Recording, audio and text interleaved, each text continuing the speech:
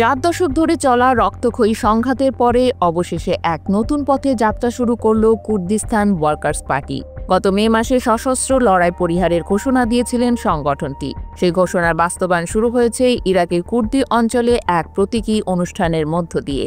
সেখানে পিকেকে যোদ্ধারা নিজেদের অস্ত্র ধ্বংস করে কার্যত সহিংস অধ্যায়ের সমাপ্তির ইঙ্গিত দেন।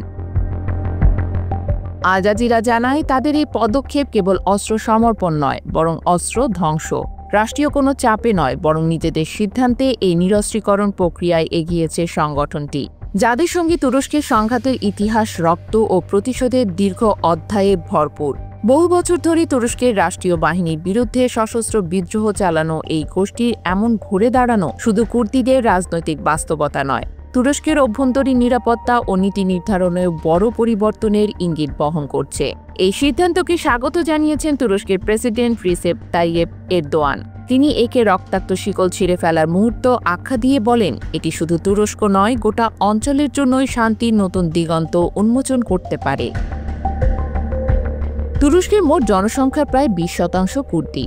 1984 সালে স্বাধীন কুর্দি রাষ্ট্র গঠনের দাবিতে পিকেকে সশস্ত্র আন্দোলন শুরু হয়। পরবর্তীতে তারা সেই লক্ষ্য থেকে সরে এসে বৃহত্তর স্বায়ত্তশাসন এবং সাংস্কৃতিক অধিকারের দাবিতে আন্দোলন চালিয়ে যায়। এই সংঘাতে প্রাণ হারিয়েছেন অন্তত 40,000 মানুষ। সহিংসতার কারণে দক্ষিণ পূর্ব তুরস্ক থেকে বহু কুর্দি পরিবার গৃহহীন হয়ে পড়ে। গোটা একটি প্রজন্ম বেড়ে ওঠে যুদ্ধ ও নিপীড়নের বাস্তবতায়। পিকেকের এই রূপান্তরের পেছনে মূল ভূমিকা রেখেছেন সংগঠনটির কারাবন্দী নেতা আবদুল্লাহ ওজালান। মারমারা সাগরের একটি দ্বীপে বন্দী 76 বছর বয়সী ওজালান গত ফেব্রুয়ারিতে একটি চিঠিতে অনুসারীদের আহ্বান জানান অস্ত্র ত্যাগ ও সংগঠন বিলুপ্ত করার জন্য।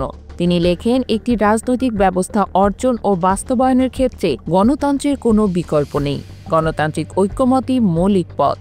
বিশ্লেষকরা বলছেন, পিকেকের এই সিদ্ধান্ত কেবল একটি বিদ্রোহী সংগঠনের রূপান্তর নয়, এটি মধ্যপ্রাচ্যে বিস্তৃত ভূ রাজনৈতিক সংকটে এক নতুন সংলাপের সূচনা, যেখানে আগ্নেয়াস্ত্র নয়, রাজনৈতিক সহমত হয়ে উঠতে পারে ভবিষ্যতের প্রধান হাতিয়ার।